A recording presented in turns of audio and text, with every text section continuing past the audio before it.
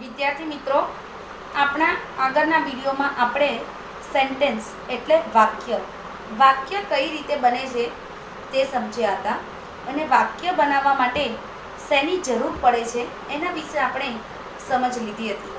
તો એકવાર આપણે રિવાઇઝ કરી લઈએ કે અંગ્રેજીની અંદર વાક્ય બનાવવા માટે 3 વસ્તુ જોઈએ.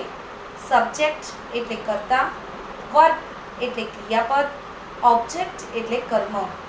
સબ્જેક્ટ, વર્બ અને ઓબ્જેક્ટ, કર્તા, ક્રિયાપદ અને કર્મ વગર વાક્ય અંગ્રેજીની અંદર અર્થપૂર્ણ ક્યારેય બની શકતું નથી.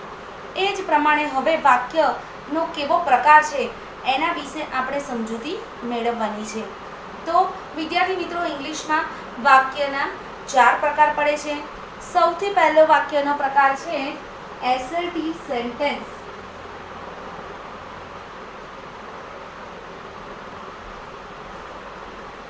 જેને આપણે ગુજરાતીમાં કહીશું વિધાન વાક્ય. બીજો વાક્યનો પ્રકાર છે ઇન્ટ્રોગેટિવ સેન્ટેન્સ.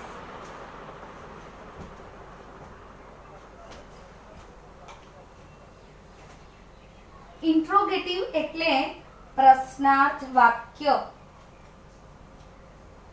ત્રીજો વાક્યનો પ્રકાર છે ઇમ્પરેટિવ સેન્ટેન્સ.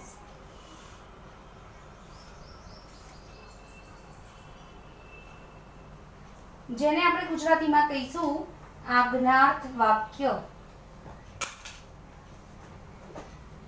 ચોથો વાક્યનો પ્રકાર છે એક્સક્લેમેટરી સેન્ટેન્સ.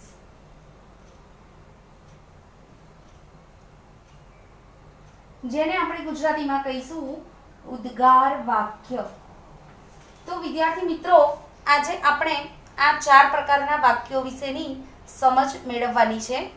તો એસર્ટિવ સેન્ટેન્સ ને આપણે ડિટેલમાં સમજીશું.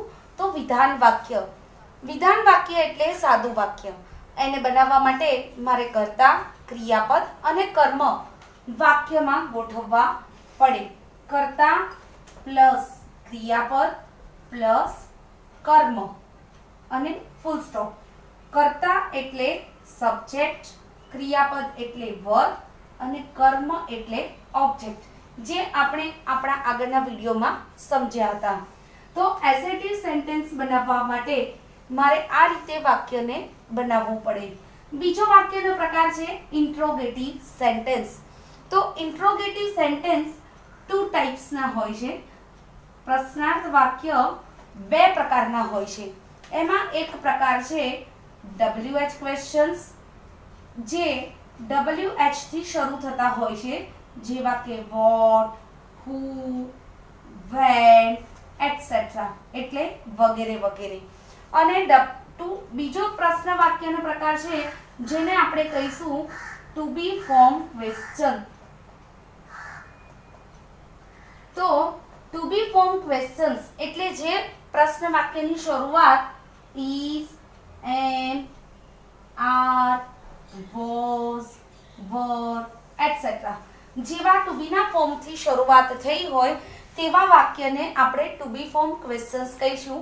એટલે આપણે એક વાક્ય વિશે શીખ્યા જેને કહીશું એસર્ટિવ સેન્ટેન્સ એટલે કે વિધાન વાક્ય. અને બીજો વાક્યનો પ્રકાર છે ઇન્ટ્રોગેટિવ સેન્ટેન્સ એટલે કે પ્રશ્નાર્થ વાક્ય. અને પ્રશ્નાર્થ વાક્ય 2 પ્રકારના હોય છે, WH ક્વેશ્ચન્સ અને ટુ બી નો ફોર્મ ક્વેશ્ચન્સ. હવે વિદ્યાર્થી મિત્રો, આપણે ત્રીજો વાક્યનો પ્રકાર એટલે કે ઇમ્પરેટિવ સેન્ટેન્સ વિશે શીખવાનું છે. અને ઇમ્પરેટિવ સેન્ટેન્સ જેને આપણે કહીશું આજ્ઞાર્થ વાક્ય. તો આજ્ઞાર્થ વાક્ય બનાવવા માટે પણ કોઈ કર્તાની જરૂર પડતી નથી, કારણ કે આપણે આજ્ઞાર્થ વાક્ય બનાવીએ ત્યારે કે આજ્ઞાર્થ વાક્ય હું કોઈને આજ્ઞા કરતી હોય, કોઈને હુકમ કરતી હોય, ઓર્ડર આપતી હોય, કમાન્ડ કરતી હોય, આદેશ આપતી હોય, ત્યારે હું આજ્ઞાર્થ વાક્યનો ઉપયોગ કરું છું. ત્યારે હું કોઈ પણ વ્યક્તિને સંબોધીને એ વાક્ય બોલી શકું નહીં. એટલે એમાં કર્તાનો ઉપયોગ કરવામાં આવતો નથી. આજ્ઞાર્થ વાક્ય નકાર વાક્ય પણ હોઈ શકે છે. અને એ નકાર વાક્ય બનાવવા માટે આપણે વાક્યની શરૂઆત ડુ નોટ, એક એક્ઝામ્પલ તમને આપું, ડોન્ટ ડિસ્ટર્બ મી. તો અહીંયા ક્યાંય કોઈ કર્તાનો ઉલ્લેખ કરવામાં આવેલો નથી, તો એવા વાક્યને પણ આપણે આજ્ઞાર્થ વાક્ય કહીશું. ચોથા નંબરનો વાક્યનો પ્રકાર છે એક્સક્લેમેટરી સેન્ટેન્સ, જેને આપણે કહીશું ઉદ્ગાર વાક્ય. અને ઉદ્ગાર વાક્યની શરૂઆત વોટ કાં તો હાઉ થી કરવામાં આવે છે અને એનું એક ચિહ્ન છે એ ઉદ્ગાર ચિહ્ન. WH ક્વેશ્ચન્સ અને ટુ બી ના ફોર્મમાં પ્રશ્નાર્થ વાક્ય એટલે પ્રશ્નાર્થ ચિહ્નનો ઉપયોગ કરવામાં આવે છે. અને એસેટિવ સેન્ટેન્સ એટલે વિધાન વાક્યની અંદર ફૂલ સ્ટોપ પૂર્ણ વિરામનો ઉપયોગ કરવામાં આવે છે. તો વિદ્યાર્થી મિત્રો, આપણે આ ચારે પ્રકારના વાક્યોની સમજ મેળવી ચૂક્યા છે. એસેટિવ સેન્ટેન્સ એનું એક એક્ઝામ્પલ આપું તમને હું, તો હું કહીશ કે Nina is reading a novel. તો અહીંયા નીના એ મારું કર્તા છે, રીડિંગ ક્રિયાપદ છે અને અ નોવેલ એ મારું કર્મ છે, ફૂલ સ્ટોપ. તો આ વાક્યને હું એસર્ટિવ સેન્ટેન્સ કહી શકીશ. હવે હું તમને બીજું એક ઉદાહરણ આપું, ઇન્ટ્રોગેટિવ સેન્ટેન્સ એટલે કે પ્રશ્નાર્થ વાક્ય. તો પ્રશ્નાર્થ વાક્ય આપણે બે પ્રકારના શીખ્યા હતા. તો એક WH where are you going, પ્રશ્નાર્થ ચિહ્ન. તો આ થયું મારું ઇન્ટ્રોગેટિવ સેન્ટેન્સ અને જેનો એક પ્રકાર હતો WH ક્વેશ્ચન્સ. હવે મારું બીજું ટુ બી ના ફોર્મ થી ક્વેશ્ચન છે, આર યુ ટાયર્ડ. ટુ બી નું ફોર્મ આર થી ક્વેશ્ચન બનેલો છે, ક્વેશ્ચન માર્ક છે. તો અહીંયા આપણે સમજ મેળવી એસર્ટિવ અને ઇન્ટ્રોગેટિવ સેન્ટેન્સની. હવે મારો ત્રીજો પ્રકાર છે ઇમ્પરેટિવ સેન્ટેન્સ એટલે કે આજ્ઞાર્થ વાક્ય. તો આજ્ઞાર્થ વાક્ય કઈ રીતે બને છે, તો એનું એક એક્ઝામ્પલ આપું તમને. હું લખીશ કે please keep quite. Please keep quite.